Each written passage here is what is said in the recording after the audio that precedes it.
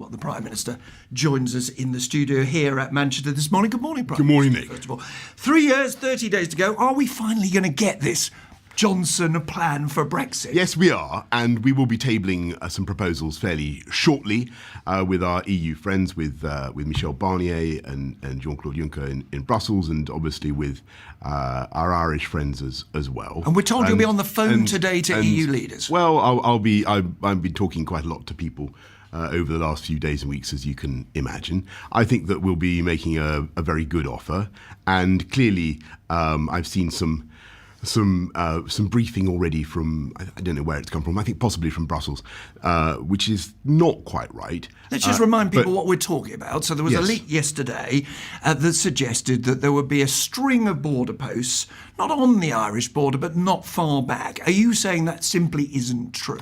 Yes, that's not what we're proposing at all. But I think probably at the moment, Nick, if you'll forgive me, I would like to veil our proposals in decent obscurity until we've been able to share them properly with our friends. Well, let's just clarify one thing then, because I don't want to waste your time or the listeners' time trying to get you to say things you're not going to tell us. You can say, though, can you, for people who think there will be a hard border just a few miles away from the border? Absolutely not. Absolutely not. No. And there are very good reasons why that would not be a good idea. And I think everybody who's familiar with the situation in Ireland, in Northern Ireland, can understand why we wouldn't want both for practical reasons and also, for reasons of sentiment that we totally understand. Now, on the other hand, there is a principle here, and perhaps you can clarify that.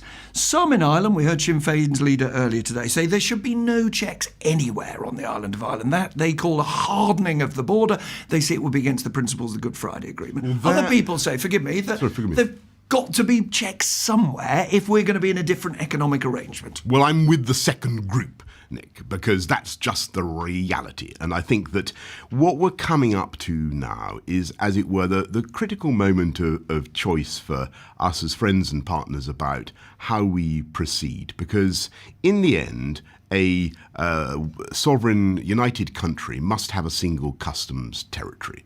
And when the UK withdraws from the EU, that must be the state of affairs that we have. But there are plenty of ways in which we can facilitate north-south trade, plenty of ways which we can address the problem.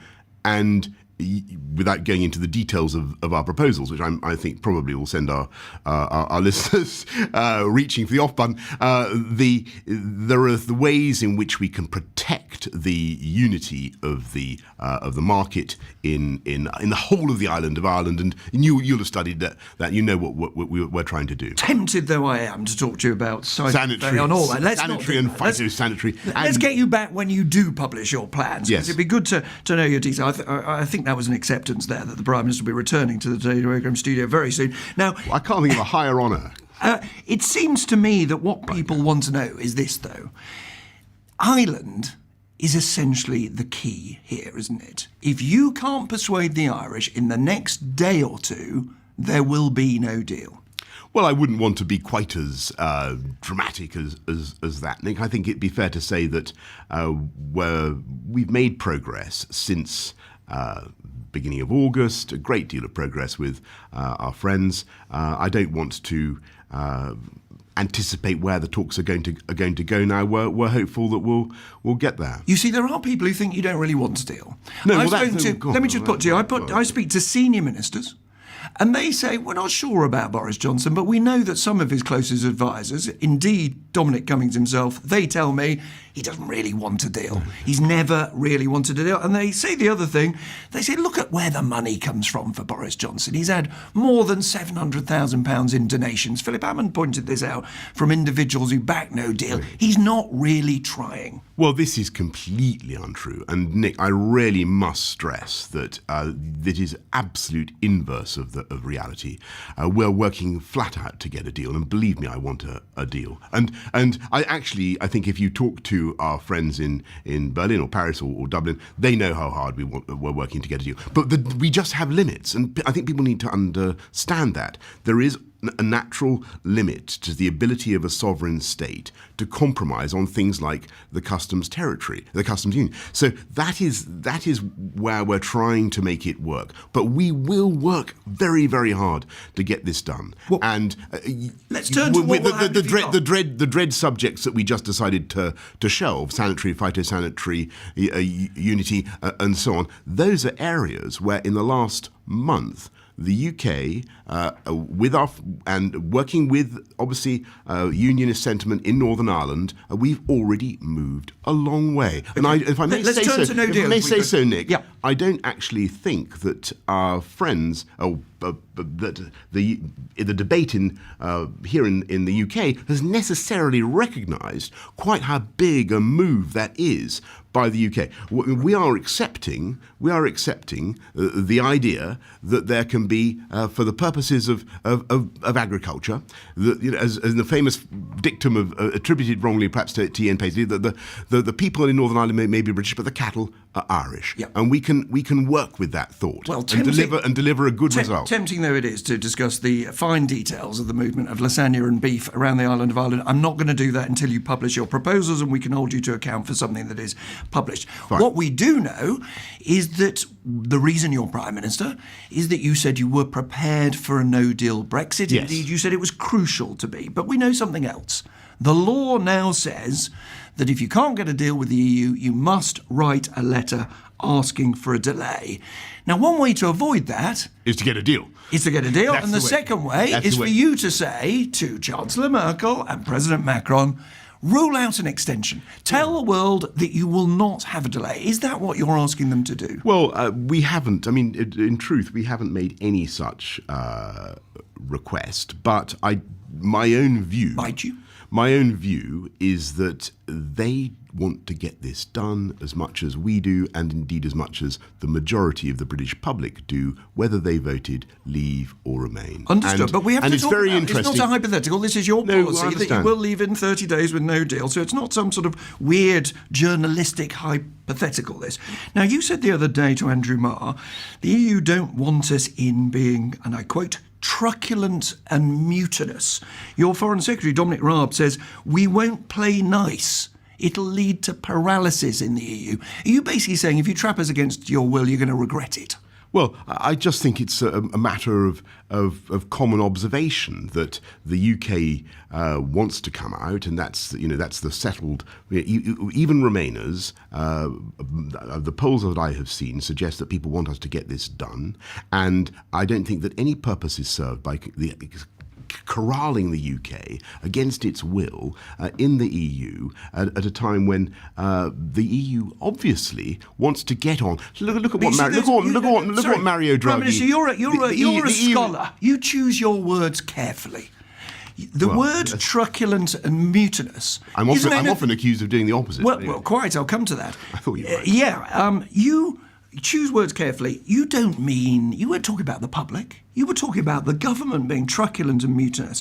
When Dominic Raab says we won't play nice, he means we ministers will not. Oh. Are you saying to the EU, if you give us an extension that we don't really want this government, we can mess the EU up? We can, in the words of the Foreign Secretary, produce paralysis. Well, let's be clear. The EU wants, quite properly from their own point of view, to proceed with various measures. They want to move towards a defence union. There's a great deal of pressure to accelerate various projects that we think are not necessarily in the long-term interests of the UK. So you saw what Mario Draghi had to say about his desire to create a fiscal union to prop up the euro. That could have considerable consequences for the UK, even though we're not in the euro.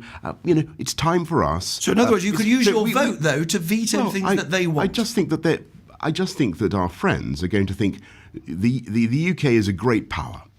We've spent 3.5 years in I'm afraid, inconclusive argument about how to come out of the EU. Mm-hmm. I think what they're going to want to see is a resolution. Indeed. Let's come to your what they also want to see, and if I can just be I think they also want to see a new chapter, a positive new chapter in our relations. Because one of the most frustrating things, I'm a pro-European. I actually love Europe. I believe that the UK is one of the quintessential European cultures. We should be supporting our European friends and partners, but in a different way. Well, they may building a new They may partnership. not think you're that pro-European when they see yourself, you, in your own words, not off the record, not some minister unnamed, compare yourself to the Incredible Hulk. It is a prime ministerial first, if I may say so, saying that the Incredible Hulk, you said, always escapes no matter how tightly bound he seemed to be. You're saying it doesn't matter that there's a law. I, Boris Johnson, always have never played by the rules. I'm not playing by this rule. No, well, that's I think not a conclusion you can draw from that particular metaphor. All I'm trying to say is I think that it would be a mistake to keep the UK bound in beyond the time that the people want to come out, and at a cost, of course, and this is Jeremy Corbyn's proposal, at a cost of £1 billion a month. And A figure, by the way, which is disputed, but yeah. Well, I don't know. It's the figure I've been given, but it's presumably rather like the 350 million pounds on the side of a bus. Well, all right. Yeah. Since you want to drag that in, yeah.